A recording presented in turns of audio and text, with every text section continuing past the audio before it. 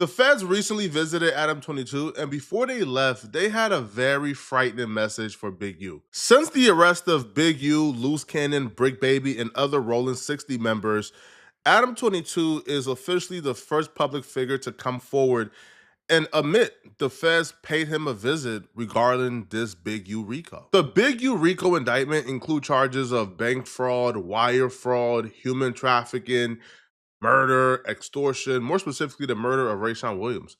But when the feds pulled up on Adam, they really had no interest in none of what we just talked about.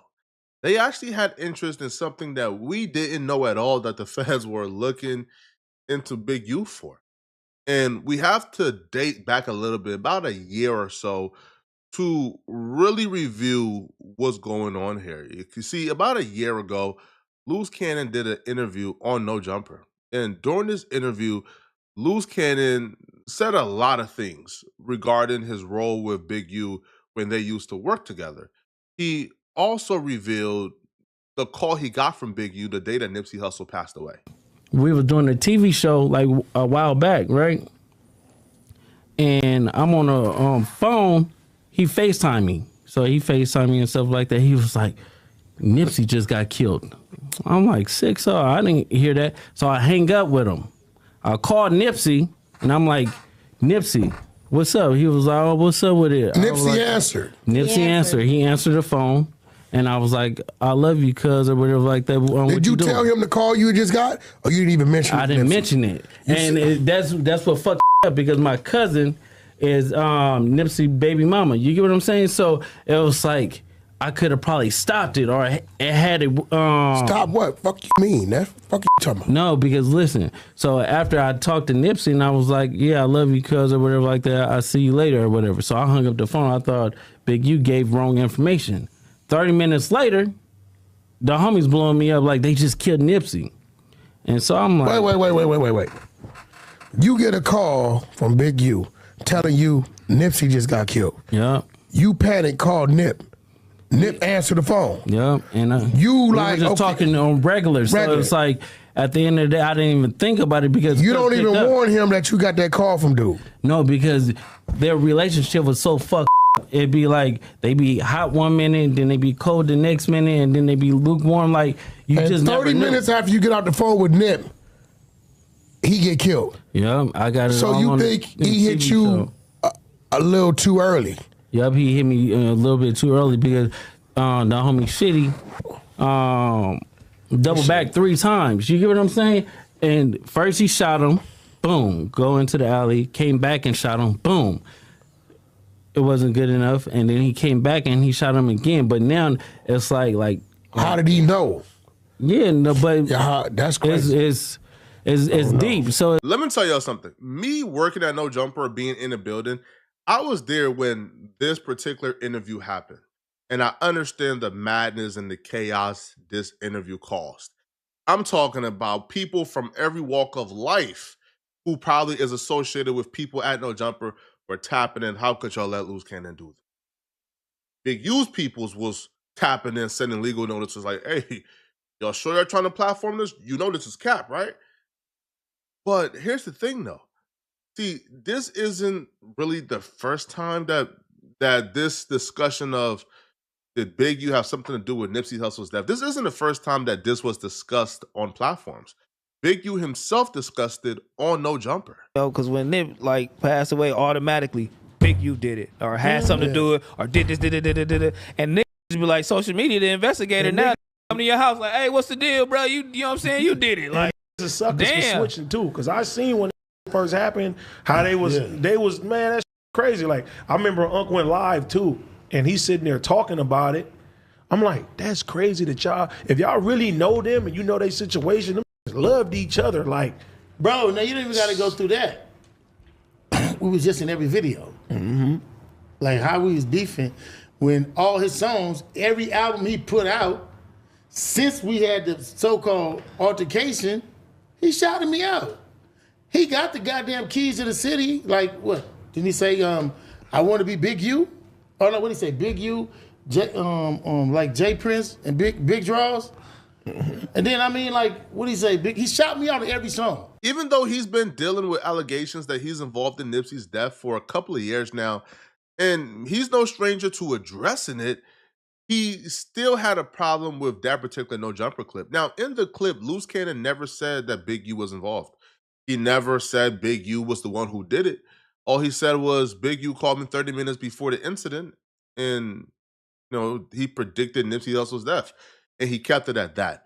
But Big U still felt like that clip was damaging enough to where he needed to get involved legally. Loose Cannon told Adam that he has footage of him and Big U actually on the FaceTime having a conversation, and he was adamant that this was a real conversation that took place.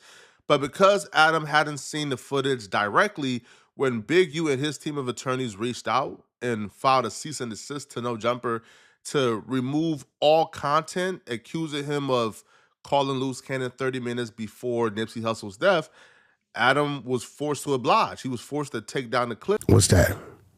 We received a cease and desist from Big U about some of your claims and Loose Cannon's claims, I guess, on this podcast. And after having it evaluated by our legal team, they told us that they thought it was a good idea for us to remove the episode. Just, it doesn't make sense to fight it.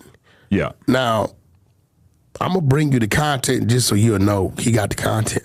But I get it. It's if like, you have the content, I think you should release it to the world so the world can see it, right? Well, it'll definitely come out to the people that's going to come out through. Where do you think this is coming from?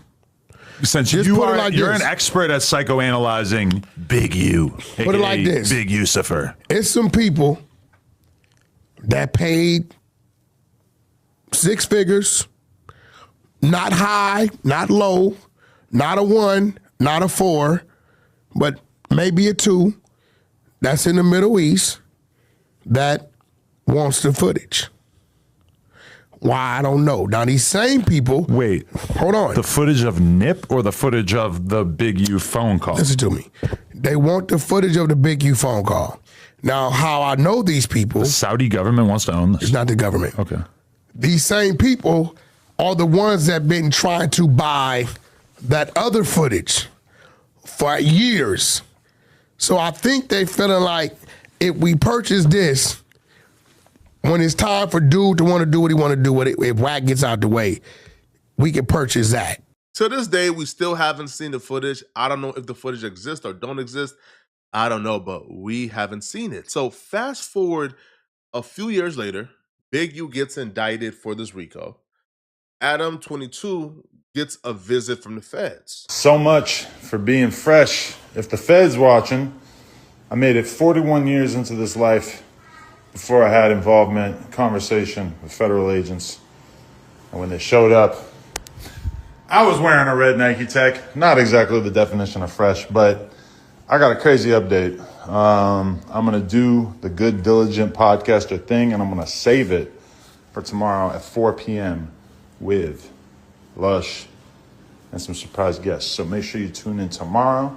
The 22ster has got a big update.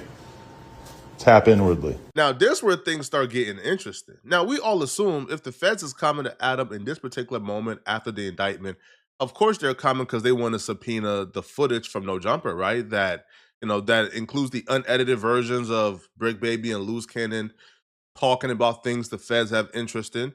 Of course they will want the unedited footage of the quote-unquote robbery and beat down the feds are accusing Loose Cannon of doing outside of No Jumper. No. When the feds show up, they didn't want none of that. They didn't have no interest in any of that. As a matter of fact, it don't even look like they have any interest in this particular RICO indictment. It looks like they are investigating something else. Because when they showed up to Adam 22's house, they said, listen, you're not in trouble, man. We just want the cease and desist letter that Big U sent you. But while I'm in my house, I'm playing poker on my computer, a guy comes to my front door, and I didn't actually even know, but my girl was communicating with him through the box in the front of our house with the camera. She texts me. She says, a dude is here from the FBI, and basically he's trying to serve you with a subpoena. And so she told him, like a ride or die would, she told him, Adam's not here, and he's off at work or whatever. I forget what she told him. And so I immediately hop on the line with my lawyer, I say, what should I do? I don't want to, handle this situation wrong. Over and over and over, I've sat down with rappers or whoever who tell me about situations in which they divulge too much information to the police or whoever, and it ended up coming back to bite them. Especially, something that comes to mind is like Hurricane Chris, who caught a body that was blatantly self-defense. This is the thing that my lawyer comes back to me with. She said the feds were interested in one thing and one thing only. Because in my head, I'm thinking they're going to want copies of the podcasts that Brick or Luce were on. They're going to want to make sure that there wasn't anything in those podcasts that was edited out. Now, anybody who knows me and No Jumper knows that we really don't like to edit things out. So the only stuff we're editing out is if it's like a 4-alarm fire, like, yo, we need to take this out. So I don't think there's ever been something that Brick or Luce told us that they needed us to edit out. But the one thing that the feds wanted was the cease and desist from Big U to No Jumper, asking us to take down the episode in which Luce Cannon first made the explosive statements that suggested that Big U had previous knowledge of Nipsey Hussle's death.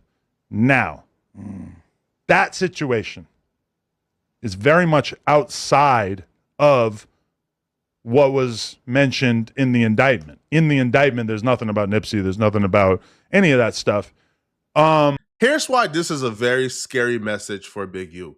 See, when you read the indictment, they sprinkle in Nipsey Hussle all across the indictment. But they sprinkle him in weird times, as if they're trying to send Big U a message. Here's what I mean when I say that. Big U is not being charged with any crimes related to Nipsey Hussle. So it's kind of weird how much time the feds spent talking about Nipsey Hussle in this RICO. So the feds would document a 2008 altercation where apparently Nipsey Hussle and Big U were getting into it. A diss song was released from Nipsey's behalf.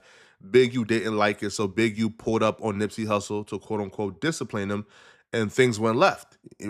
Black Sam wasn't going to allow his brother to get touched. Guns got shot, people got arrested.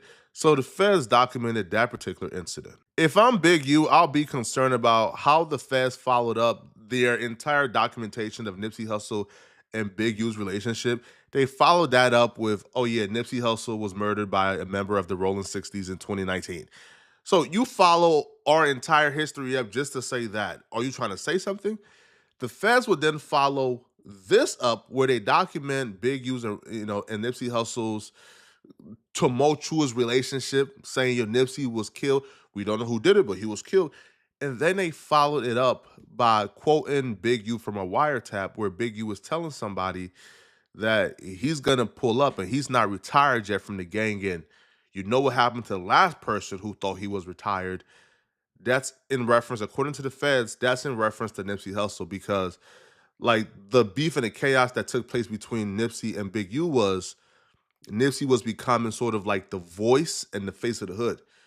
Big U has always been the voice and face of the hood for, as long as he's been alive. So that's what the feds are saying. Not Flacco, but the feds are saying that right there caused a lot of chaos and turmoil between Nipsey Hussle and Big U.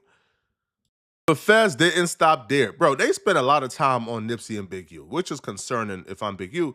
They would recall a wiretap where on December 31st, 2022, Big U recounted being bigger than any Rolling 60 members, including Nipsey Hussle.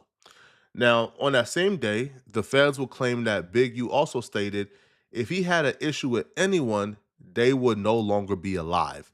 You see how the feds set it up? You see how slick they are, bruh? The feds don't just spend time talking about things and events in a RICO that's irrelevant. For some reason, the feds believe that that's relevant.